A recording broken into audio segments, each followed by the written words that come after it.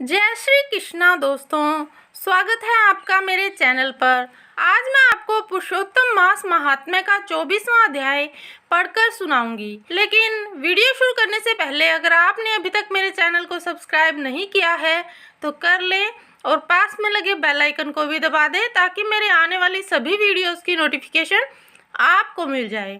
तो चलिए शुरू करते हैं पुरुषोत्तम मास महात्म्य 24वां अध्याय। उग्रदेव को मणिग्रीव सब कुछ बताकर बोला, हे ब्राह्मण, इस समय मुझ पाप युक्त पर आप अनुग्रह करें। मेरे किसी पूर्व जन्म के पुण्य से ही आप इस वन में पधारे हैं। आप उपदेश रूप पदार्थ से हमको कृतार्थ करिए, जिससे मेरा यह तीर्थ दारिद्र्य क्षण भर में नष्ट हो जाए और अतुल वैभव को प्राप्त होकर मैं स्वेच्छा से विचरूं। उग्रदेव जी बोले, हे महाभाग, तुम कृतार्थ हुए जो तुमने मेरा अतिथि सत्कार किया है। इसी से तुम्हारा कल्याण होगा।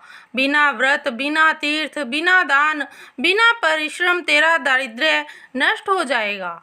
ऐसा मैंने निश्चय किया है। इस मास के आगे तीसरा मास पुरुषोत्तम मास है, इसलिए तुम दोनों स्त्री पुरुष यत्न के साथ श्री पुरुषोत्तम मास में भगवान की प्रसन्नता के लिए दीप दान करना, जिससे यह तुम्हारा दारिद्र्य मूल महित नष्ट हो जाएगा। तिलों के तेल से दीप दान करना, ऐश्वर्य होने पर घी से करना।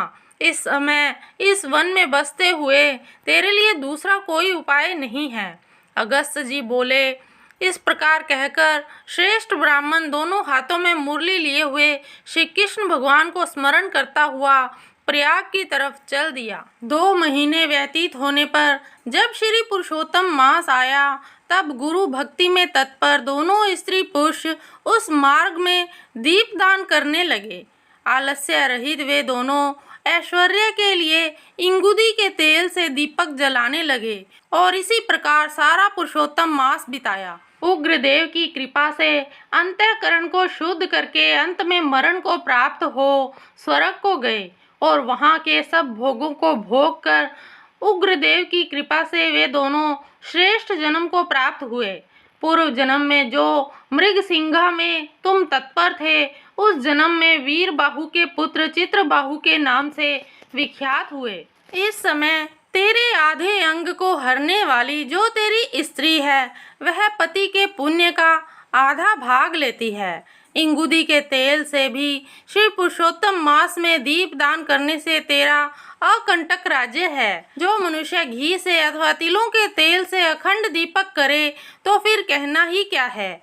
पुरुषोत्तम मास के दीपक का ऐसा ही फल है, इसमें कोई संशय नहीं है। उपवास आदिकों से पुरुषोत्तम मास का व्रत करे तो फिर कहना ही क्या है। वाल्मीकि जी बोले। इस प्रकार अगस्त्य जी राजा चित्रबाहु के पूर्व जन्म की कथा कहकर सत्कार को प्राप्त होकर नाथ रहित आशीर्वाद देकर वहां से चले गए। इसी के साथ ही पुरुषोत्तम मास महात्म्य 24वां अध्याय समाप्त होता है। 25वें अध्याय की वीडियो एंड स्क्रीन पर लगी हुई है, वहां से क्लिक करके आप उसे देख सकते हैं।